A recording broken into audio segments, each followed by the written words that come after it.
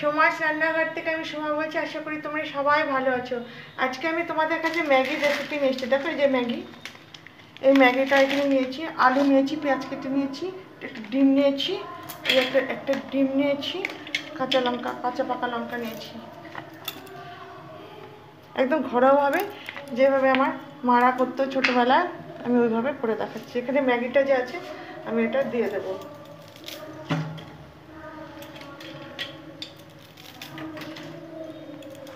আমি এর মধ্যে একটু সাদা তেল ঢেলে নেবো বন্ধুরা, তাহলে একদম ঝরঝরে হবে আমার ম্যাগিটা।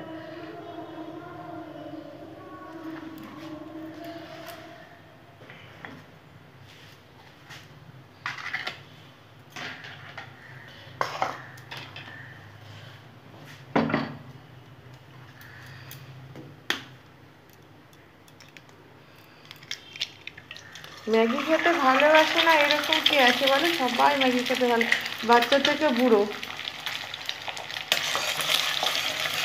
আমি একদম সাধারণ ঘরোয়াভাবে করবো। এর ম্যাগির মধ্যে মায়ের হাতের যে স্বাদটা সেটা আমরা খুঁজে পাবো। ছোটোবেলায় ম্যাগি খেতে আমরা কত ভালোবাসতাম বলো। ভুজিয়া করে নিচ্ছি বন্ধুরা, ভুজিয়াগুলো আমি নামিয়ে নিলাম।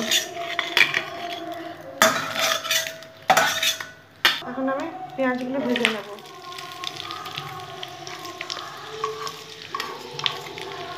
কাঁচা পাকা লঙ্কাগুলো দিয়ে দিলাম,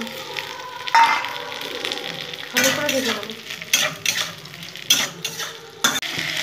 বন্ধুরা আলু দিয়ে দিলাম, আলুটা একটু ভেজে নেবো। তোমরা চাইলে গাজর দিয়ে এগুলো দিতে পারো, আমি হাতের থেকে ঘরোয়া জিনিস দিয়ে করলাম। লবণ দিয়ে নিলাম,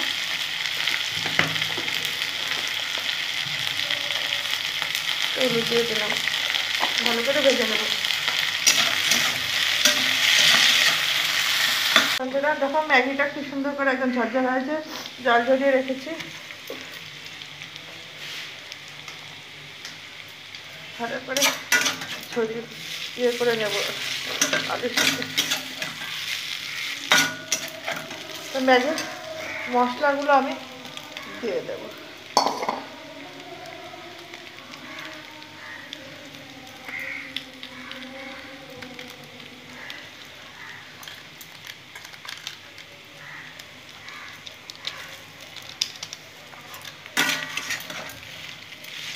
তারপর বন্ধুরা ভুজিয়াগুলো দিয়ে দেবো।